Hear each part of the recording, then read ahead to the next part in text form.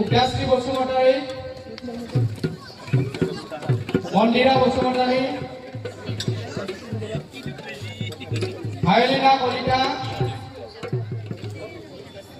বৰ্ণিতা চৌধুৰী, অভিলেশ শইকীয়া, বিমান ডেকা,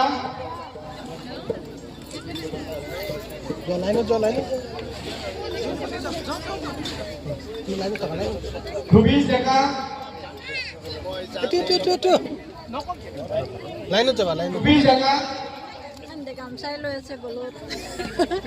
queen Baishya, দুই নম্বৰটো নালাগে হৈ গৈছে বিজ্ঞাসী দাস।